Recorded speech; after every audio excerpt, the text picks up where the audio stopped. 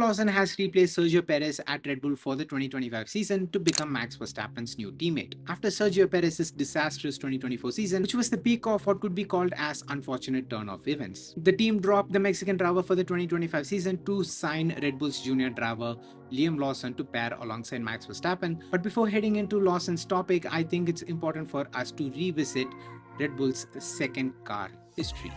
Victims of Red Bull. Red Bull's second seat has always been a bit of a curse ever since Ricciardo left the team way back in 2018 to join Renault, as he felt the team started to shift its focus on Max Verstappen. Red Bull signed its junior driver Pierre Gasly to pair alongside Max Verstappen for the 2019 season as Daniel Ricciardo's replacement. But Gasly's performance was left unimpressed, especially his attitude while talking to Red Bull's key staff like Newey about the car made the team switch the driver mid-season with Red Bull's another junior driver Alex Albon. Albon's performance at the second half of the season was quite promising, definitely was better than what Pierre Gasly was able to achieve at the first parts of the 2019 season. Though Albon's performance got off to a fantastic start with Red Bull, and Red Bull was quite confident of the new driver lineup of Verstappen and Albon, it unfortunately didn't last long as Albon's performance in the following season fell short, that the team put him on the sidelines as the development/reserve driver while signing Sergio Perez for the 2021 season. It was the first time since Mark Webber Red Bull had signed a driver directly to their senior team outside their driver pool.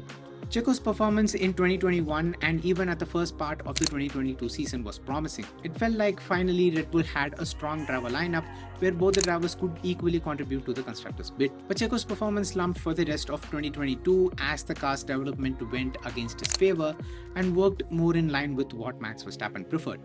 I'm not saying that Red Bull preferred Max, but it's just that the team went more in favor of ultimate performance, which also complemented Max Verstappen's driving style. Checo prefers a car that could understeer into the corner, while Verstappen's driving style prefers a car that could be a bit oversteery and can be a bit pointy on the nose. Most people thought Checo lost lap time to Verstappen through the high-speed corners, but the truth is that Checo lost lap time to Verstappen through the low-speed corners. As said by Christian Horner, Verstappen was able to play with the lively nature of the car to rotate the car better and quicker through the low-speed corners than Checo. This driver lineup was a ticking time bomb because having two drivers who prefer two polar opposite driving characteristics just never works. As we head deeper into the season, as the car gets more and more upgrades, Checo got slower and slower whilst Verstappen got quicker and quicker. This performance deficit was brilliantly masked by Red Bull's dominance in both 2022 and in the 2023 season.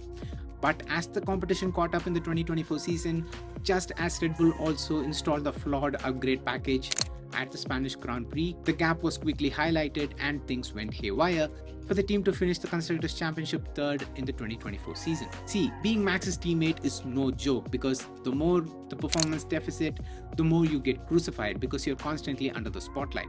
So the fact that Checo held on for as long as he did is a bit of a surprise to me. But the bigger question is whether Liam Lawson is a better candidate than Checo, or is Red Bull making the same mistake that they did with both Gasly and Albon?